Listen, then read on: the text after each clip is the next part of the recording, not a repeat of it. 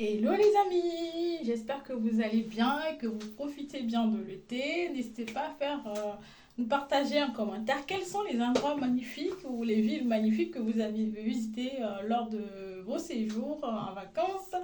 Et bien sûr, si vous êtes déjà passé à La Île-et-Rose, 94, dites-nous qu'est-ce que vous avez pensé de notre magnifique ville. Aujourd'hui, je vais aborder une thématique on va dire, qui fait couler beaucoup d'encre dans la sous-location ou dans la location à courte durée.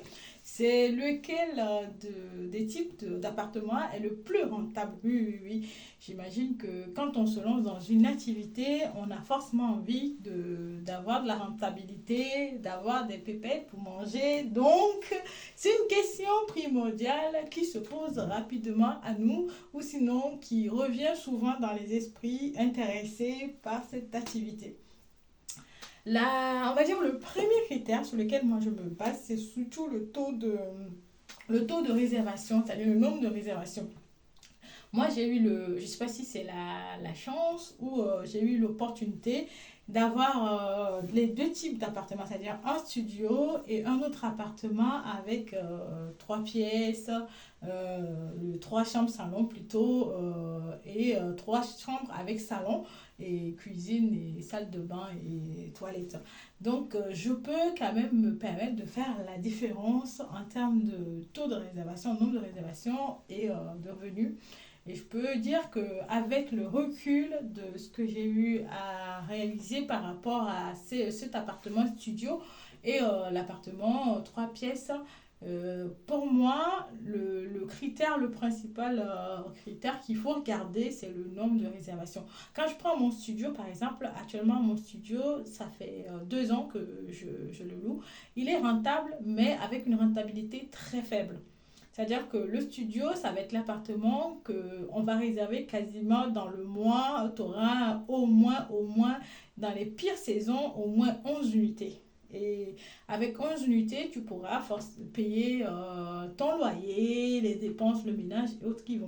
Mais le problème avec le studio, c'est que ce qui revient très souvent comme challenge, c'est la rentabilité. C'est-à-dire que moi, par exemple, le studio, par mois, par exemple, tu peux avoir une rentabilité très très faible des fois, hein. Tu peux passer de 200 euros à 100 euros des fois. Tu peux aller à 300 euros si les saisons sont bonnes. Donc, c'est vraiment une rentabilité très très faible parce que quand tu fais cette activité, que tu sais très bien que à chaque fois tu seras sollicité, à chaque fois il y aura des problèmes de clients, tu ne vas pas le faire pour gagner 200 euros par mois, on est bien d'accord.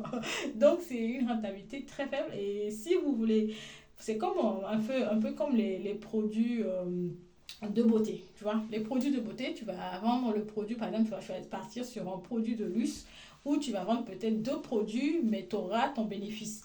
Ou tu pars sur des produits moins chers, où c'est le nombre qui va te permettre d'avoir ta rentabilité. C'est-à-dire que c'est parce que tu vas vendre 30 000, je prends peut-être rouge à lèvres, que tu auras ton bénéfice. Alors que si tu passes sur des rouges à lèvres qui sont Hermès et autres, tu vas vendre peut-être 10 rouges à lèvres et tu auras déjà la rentabilité par rapport à ton chiffre d'affaires que tu auras dégagé.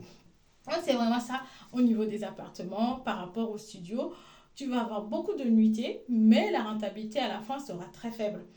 Alors que quand je pars sur le studio 3 pièces, qui n'est pas encore pour le moment rentable parce que je l'ai lancé, ça fait à peine 8 mois, c'est des nuitées qui, le nombre de nuitées est très faible. C'est-à-dire que c'est des familles qui viennent en vacances ou qui ont une sortie, donc par mois, tu peux te retrouver même des fois avec 5 nuitées, hein.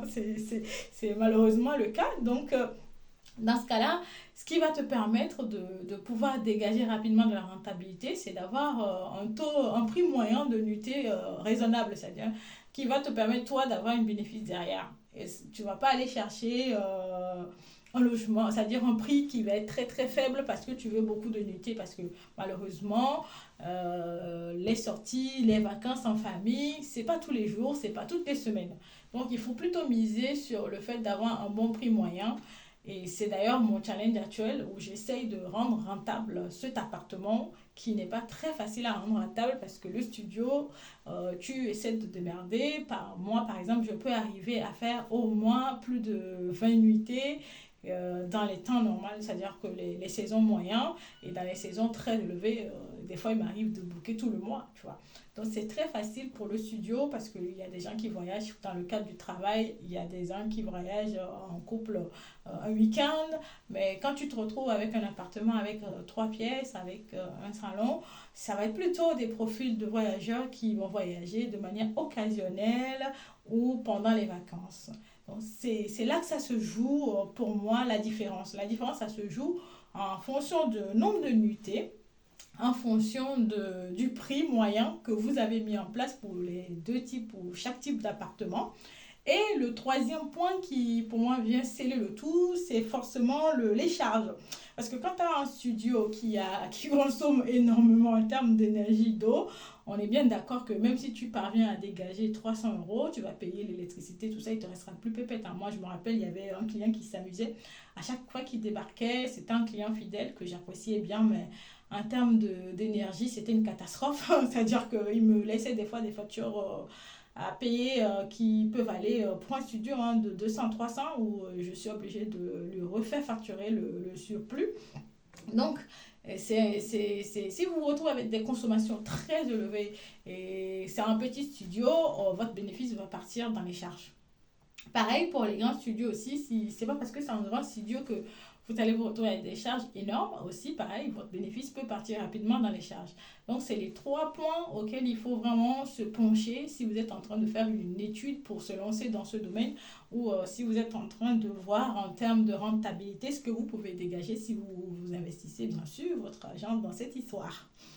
Il faut vraiment regarder combien vous pouvez louer si vous avez bien sûr la possibilité de voir des gens qui sont déjà dans le domaine.